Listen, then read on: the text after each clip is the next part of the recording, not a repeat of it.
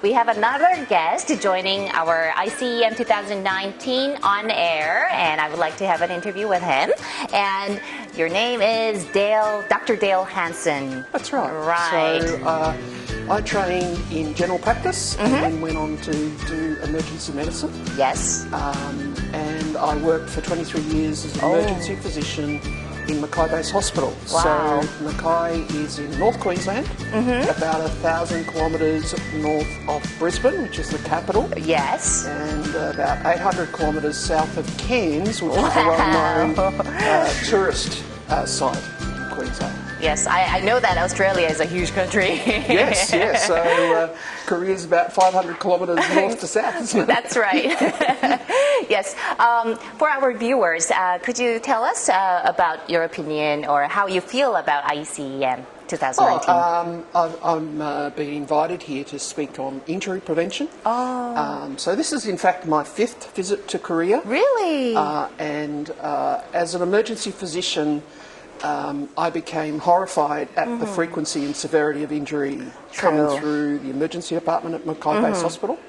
And so I became interested in injury prevention and became the doctor advocate for a community-based safety promotion program in Mackay called Mackay Safe Communities, and went on to train in the safe community process and did a master in public health and then a doctorate in public health. And so I've since gone on to be the chair of the International Safe Community Certifying Centre. I see. And I have a very close collegiate and friendship with Professor Jin-Pil Cho, who's the chair of the Korean Federation in Emergency Medicine, and we work together quite a bit in safe communities. I see, right. You have a lot of experience, of course, in the emergency medicine field, and also I think you have a lot of knowledge and also experiences through the emergency medicine, right? And you probably joined the plenary session yesterday. Absolutely. Yes. Were there anything that quite impressive or interesting for you? Well, it was interesting to hear Judith Tintinelli speak, because I spent many, many hours studying her textbook. Everybody was lining up to get the autograph. Yes. And Sally McCarthy, who is the ex-chair of the Australian Australasian College for Emergency Medicine, and talking about well-being of doctors, which is a very important topic, especially in emergency medicine, as so many emergency physicians burn out with time. You know, I'm interested in community safety, but our hospitals need to be safe, and that includes our hospitals being safe for their staff, both physically safe from violence, that does spill over into the emergency department, and of course psychologically safe from the work and the pressure inside the hospital. Of course, it will definitely influence the patients as well. Yeah. Of course, yes. I would like to hear some stories from Australia, you know, in your country about emergency medicine. Emergency medicine developed very early in Australia and has been really important to improve the standard of care. When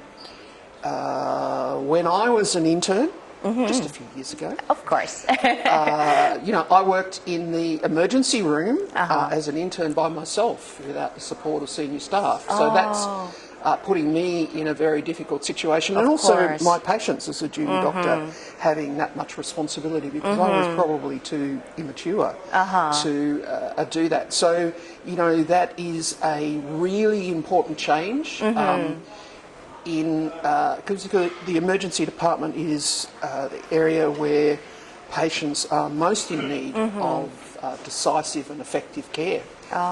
Delivered by well-experienced and well-trained doctors. And so it's been an important in Australia to see the development of that new speciality and its impact on improving care for the Australian communities. Do you have any like comments for the other doctors from overseas and also for our viewers? Yeah, well, I mean, obviously I have that interest in injury prevention, and emergency physicians are really well placed to contribute to prevention at 4 levels.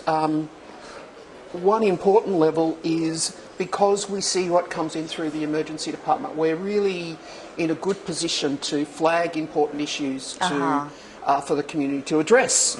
And that, of course, will vary from community to community and country to country. But, road trauma is an important source of harm that is totally preventable. In Australia, it's a drinking culture. So is Korea. Of course. And so 1 in 12 presentations in our emergency department are related to the use of alcohol. 1 in 8 at peak times and sort of on busy Saturday night. And, 1 in 4 Australians over 15 drink at a level that is potentially harmful for them.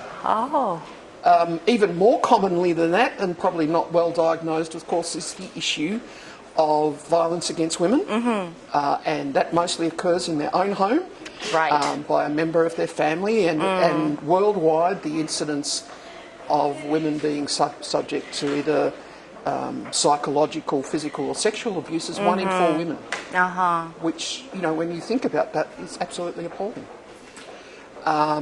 And that harm gets handed down to children because the most likely reason a young girl will be in an environment of abuse in her family would be that he saw her mother. The most likely reason a young boy would become a perpetrator as he saw his mother in violence. And, this is a predictor of failure at school, failure to get a job, early teenage pregnancy, drug use, alcohol use, going to prison. So it's a cause of everything. Suicide. So, if we can break this cycle of violence, we can make a huge difference to our communities.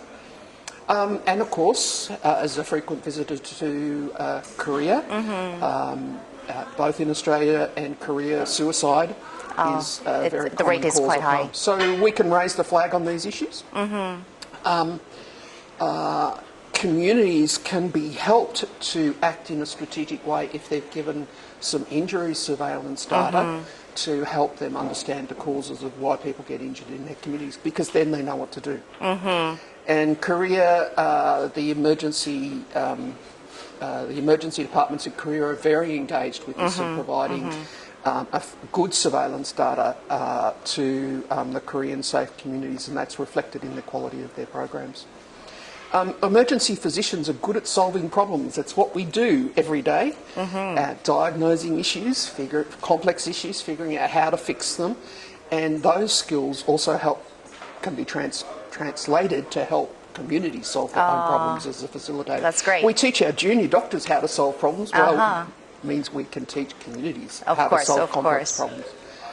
And finally, we need to communicate in a different way, in a way that is effective, and we need to engage with the media to get the message out in a way that community can understand. As you probably know, working in the media, doctors like big statistics, but they're very abstract, and when you're working with the media, the most powerful statistic is the statistic of one, the personal story. And emergency physicians are well placed to tell about the personal cost of injury and how it affects their communities. And of course, across the world, community members get lots of messages about stuff, and they have to make judgments about what is true and what is not. Judgments in areas where they don't have an expertise, and they have ways of doing that. And of course, one of the most important ways is the impartiality and the credibility of the person delivering the message.